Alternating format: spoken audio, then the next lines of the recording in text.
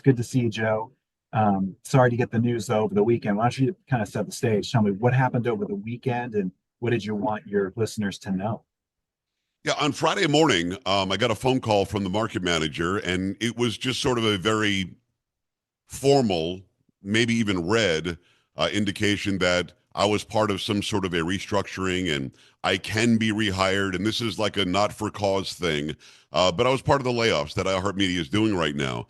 I was very surprised because as I said, 19 years just in San Antonio, 21 years with iHeartMedia, and the show has never been as successful. We've got incredible ratings through the roof. Probably, Jay, pushed because of the election, obviously, and I'm a conservative guy. So we had everybody named Trump on the show a lot lately. We had J.D. Vance on the show. We've been interviewing people from Israel to keep an eye on what's going on in the Middle East. So we've had a very, very successful run, but I was very surprised. It was not a phone call I expected. And that's the problem with our business is that sometimes when something happens and there's a change, people who see us every day or hear us every day, all of a sudden they're wondering what happened, right? Well, that's kind of the big thing because Friday I was not going to do the show on WOAI in San Antonio. I wanted to. We were prepared to. We had guests lined up that we ended up moving. And technically speaking, the show was being technically produced out of the studio. Although I've got my own studio, so the show will go on. We were doing it through WOAI. So technically speaking, it would have been difficult to get it on the air.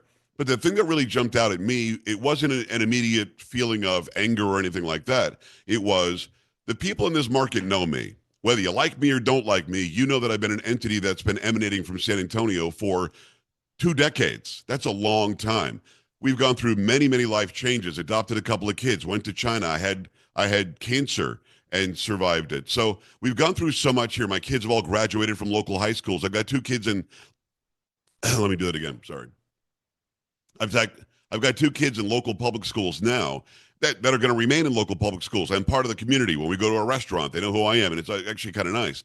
So the fact that I wasn't able to go on the air and say, hey, unfortunately, there always is going to be corporate restructuring, and unfortunately, I'm part of this system to save salaries, and I'm not going to be on after today. But the listeners still right now, as we're doing this, Jay, don't know I won't be on tonight. They just feel like I was off on Friday. There was a fill-in. And then today I'll be back on as usual. Now, I will do the show as usual on 170 stations around the country, but it will not be on in San Antonio for the first time. Think about this. The Joe Pags show in this form we've been doing this more than 17 years this way. I came here as the morning guy. But after 17 years of pressing that button, they won't hear me. And my daughter Gia is going to turn 16 tomorrow, and her friends only know her dad as the guy on the radio. That's just not going to be there anymore. It's a weird feeling, I'll tell you that. Looking back on your time in San Antonio, hopefully it continues at some point. We'll see. Yeah. But looking back right now, from this standpoint, what are some of your best memories about being on the air and talking to people every day? What's been very cool is watching the city grow as much as it has, yet still people have so much of a love for what it's about. The Alamo, the Riverwalk, the Spurs. I had the honor that will never be taken away from me of playing my saxophone, the National Anthem at the AT&T Center, now the Frost Center, a lot of times. I played at the Western Conference Finals when Kobe Bryant and the Lakers were in town, taking on the San Antonio Spurs. I played my saxophone in front of 20,000 people to play the National Anthem. Those are big highlights for me. Again, adopting my daughter Gia from China while here, San Antonio embraced that. In fact, I called in on the morning show at WOAI from China to talk about it, adopting my daughter Mesa. So, there are so many different things that have happened in San Antonio since I've been here.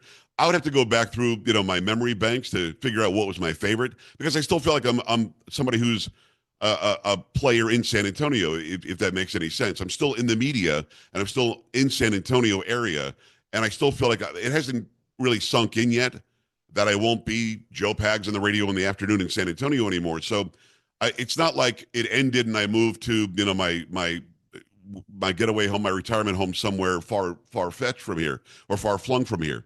So I haven't reflected that way, Jay, but to play in front of that audience, to be a part of that system for a long time, to be on the flagship of Clear Channel, now iHeartMedia, for a long time, to come to town as a local morning guy having left television news, which you know because we used to work together. Leaving television news and taking a chance on radio and becoming in the top 10 of all talk show hosts in the country now, emanating from San Antonio, is a really big deal. And that all happened because I was able to come here and take part in an organization and a company that still took radio seriously. There were opportunities here that I would not have gotten in television news. So the fondest part of being here is how much I've been able to grow as a person who's a known entity on the national stage in talk radio and television. So, I mean, it's nothing but good. But what a great question. That's why you're such a good reporter. I don't have a really good answer as to my favorite memories in San Antonio because I'm still here. You know what I mean? It's like that era hasn't ended and I've moved on to whatever other market. We're still here. But one thing that I definitely want to hit on is how 19 years strong we've done the Alpha Louise Radiothon. And my period, along with Carrie Lockheed, my co-host, or my sidekick and news anchor, we raised more money than anybody else in that time that we were doing the radiothon in those 2 hours on Saturday or 2 hours on Friday. So I feel really good about that. I'll miss doing that because I'm no longer affiliated. So that's going to sink in as well. Well, I appreciate you visiting with us and giving us a chance to kind of let your viewers know what's going on, because this has happened before where people who, they got used to spending some time with every day, they disappear. We get the emails, we get the questions of, do you know what happened to you? And, sadly, it seems like it's just one of those economics things. Well, it is. And again, it's a great company. Here's my wish, and I really mean this from the bottom of my heart. I want iHeartMedia through this to reorganize and get itself profitable. And I hope that it's around for the next 200 years. I love the company. I love the opportunities that I got at the company. And who knows what happens down the road. But I don't leave with any anger or any dismay about the company. I really did get opportunities that I otherwise wouldn't have gotten. But I want to say that, if you don't mind, I want to say this to the listeners who have tuned in every day at 5 p.m. Thank you. I mean, you have made these opportunities available to me because we did so well in San Antonio that people outside at 170 stations nationwide and on television and on live streaming, it made them know that, well, this must be a pretty good show. Look at how he's doing in San Antonio. And again, the ratings lately, Jay, have been so high, higher than we've seen in many, many years. And that's all verifiable. So it shows that San Antonio not only likes what we're laying down, they relied on us. Like after Trump was shot, they turned to me. I jumped on the air on a Saturday and on a Sunday. We did 7 days a week until we figured out what was going on. I've had people reach out to say, thank you. I was riding down the road and I was scared that something really, really bad had happened. And you told us the truth and we've been relying on you forever. So to the listeners, thank you. Without you, the show would have ended 17 years ago. It would not have lasted at all. It's only lasted because this market showed the world that there was some sort of appetite for what it was that I was laying down. And I appreciate you for letting me do this opportunity today. Thank you. Absolutely. I'm glad we could do it. And, we'll be reaching out to you on different news topics that come out as we have in the past, internet censorship, things like that, things that you experience. And so you won't be a stranger here. Well, Jay, I want people, and I don't know how much of this is going to hit the air, but I want people to know that you and I met 19 years ago, and you could not have been more accepting. You couldn't have been nicer. We became fast friends, and I actually learned from you. I think that you're a dynamite, anchor and reporter. And I used to fill in for your main anchor when he was off because we were owned by the same company. So your friendship is meant a million. And again, letting me do this is a really big deal, and I appreciate that. The show continues.